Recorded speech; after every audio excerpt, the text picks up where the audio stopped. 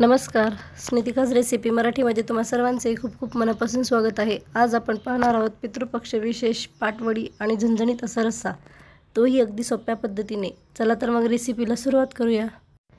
मी या ठिकाणी 1 वाटी बेसनपीठ चाळून घेतलेलं आहे. शक्यतो वडी बनवताना बेसनपीठ चाळूनच घ्यायचं आहे. आता आपल्याला त्या बेसनपीठामध्ये थोडं थोडं पाणी टाकून त्याचं व्यवस्थित असं बॅटर तयार करून घ्यायचं आहे. अशा पद्धतीने वडी बनवल्यामुळे बेसनपीठामध्ये गुठळे वगैरे होत नाहीत आणि वडी एकदम परफेक्ट अशी तयार होते. त्यानंतर आता आपण बेसन तयार करून घेणार आहोत. त्यासाठी गॅसवरती कढई ठेवून त्यामध्ये 2 चमचे तेल टाकून घेतलेलं आहे. तेल व्यवस्थित असं कडकडीत गरम होऊ द्यायचं आहे. तेल व्यवस्थित असं गरम झालं की त्यामध्ये लगेच मी या ठिकाणी 1 चमचा मोहरी टाकून घेतलेली आहे. मोहरी छान अशी तडतडली की त्यामध्ये लगेच आपण आता 1 चमचा जिरे टाकून घेतलेले आहेत. जिरे मोहरी छान अशी तडतडू द्यायची आहे. त्यानंतर त्यामध्ये हिरवी मिरची, लसूण आणि कोथिंबीरचा ठेचा तयार करून घेतला होता, तोही त्यामध्ये टाकून घेतलेला आहे. तो आपल्याला व्यवस्थित असा परतून घ्यायचा आहे. त्याचा कच्चेपणा जाईपर्यंत आपल्याला तो परतून घ्यायचा आहे. तो व्यवस्थित असं परतलं की त्यामध्ये लगेच 1 चमचा मीठ आणि पाव चमचा हळदी पावडर टाकून घेतलेली आहे.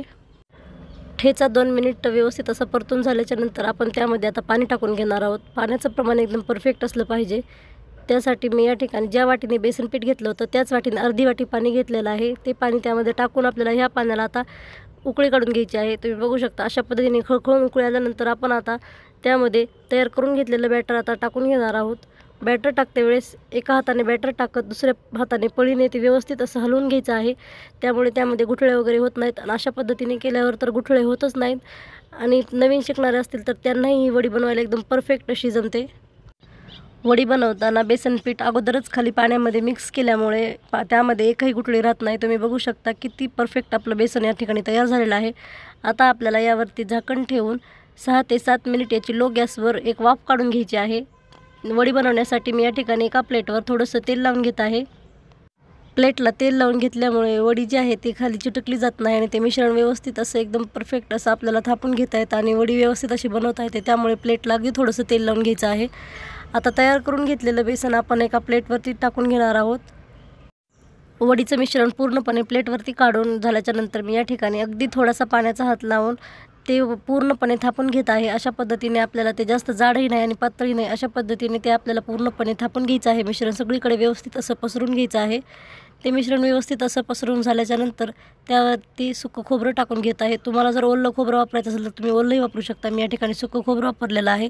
सुकं खोबरं टाकून झाल्याच्या नंतर आपण त्यावरती बारीक कट करून घेतलेली कोथिंबीर टाकून घेत आहोत. हे मिश्रण आता बाजूला ठेवून 2 मिनिट थंड करून घेणार आहोत, म्हणजे आपल्याला वड्या पाडायला सोप्या जातील. 2 मिनिट झाल्याच्या नंतर मी या ठिकाणी वडी पाडून घेत आहे. तर अगोदर मी या ठिकाणी उभे कट लावून घेत आहे.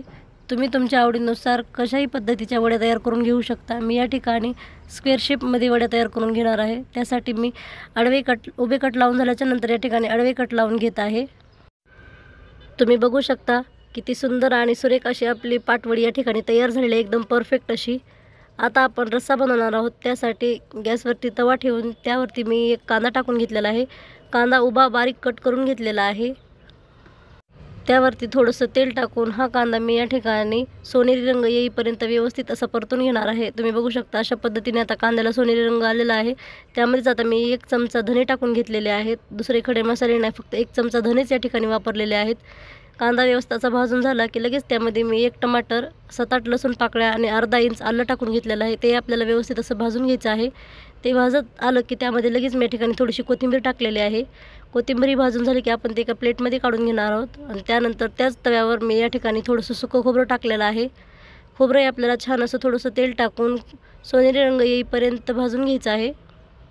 खोबरं व्यवस्थित असं भाजून झालं की ती एका प्लेटमध्ये काढून घेणार आहे. तुम्ही बघू शकता या ठिकाणी आता आपलं सर्व साहित्य भाजून झालेलं आहे. आता हे साहित्य आपण मिक्सरच्या भांड्यामध्ये टाकून याची बारीक एकदम पेस्ट तयार करून घेणार आहोत. त्यानंतर आता आपण रस्सा बनवणार आहोत. त्यासाठी गॅसवरती कढई ठेवून त्यामध्ये 4 पळी तेल टाकून घेतलेलं आहे. तेल तुम्ही तुमच्या आवश्यकतेनुसार कमी जास्त करू शकता. तेल कडकडीत गरम झालं की त्यामध्ये लगेच 1 चमचा मोहरी टाकून घेतलेली आहे. मोहरी छान अशी तडतडली की त्यामध्ये लगेच मी या ठिकाणी 1 चमचा जिरे टाकून घेतलेले आहेत. जिरे मोहरी व्यवस्थित अशी तडतडली की त्यामध्ये आपण आता तयार करून घेतलेलं वाटण टाकून घेतलेलं आहे. हे वाटण आपल्याला तेल सुटेपर्यंत परतून घ्यायचं आहे. थोडंसं परतलं की लगेच त्यामध्ये पाव चमचा हळदी पावडर टाकून घेतलेली आहे आणि त्यामध्ये लगेच मी या ठिकाणी 1 चमचा घरगुती काळं तिखट टाकलेलं आहे आणि पाव चमचा काश्मीरी लाल मिरची पावडर वापरलेली आहे. हे आता आपल्याला व्यवस्थित असं परतून घ्यायचं आहे वाटण. तेल सुटेपर्यंत आपल्याला हे वाटण परतून घ्यायचं आहे। हे वाटण छान असं परतल्यामुळे रश्श्याला चव खूप छान येते। त्यानंतर त्यामध्ये मी 1 चमचा धने पावडर टाकून घेतलेले आहे। मी हा रस्सा बनवताना दुसरे कुठलेच मसाले वापरलेले नाहीत। आता आपण त्यामध्ये 1 कप पाणी टाकून घेतलेलं आहे। त्यानंतर आता आपण त्यामध्ये मी ज्या कढईमध्ये बेसन बनवलं होतं त्याच कढईमध्ये थोडंसं गरम पाणी टाकून ठेवलं होतं, तेच पाणी आता आपण रस्सा बनवताना वापरणार आहोत। त्यामुळे रश्श्याला चव एकदम छान अशी येते आणि रस्सा एकदम खमंग आणि चवदार असा तयार होतो। त्यानंतर मी रश्श्यामध्ये थोडीशी कट करून घेतलेली कोथिंबीर टाकून घेतलेली आहे। आता ह्या रश्श्याला आपल्याला बारीक गॅसवर एक खळखळून उकळी काढून घ्यायची आहे। त्यामध्येच मी ठिकाणी 1 चमचा मीठ टाकून घेतलेलं आहे। उकळी आल्याच्या नंतर तुम्ही बघू शकता किती सुंदर आणि सुरेख अशी आपले पाटवडी रस्सा तयार झालेला आहे।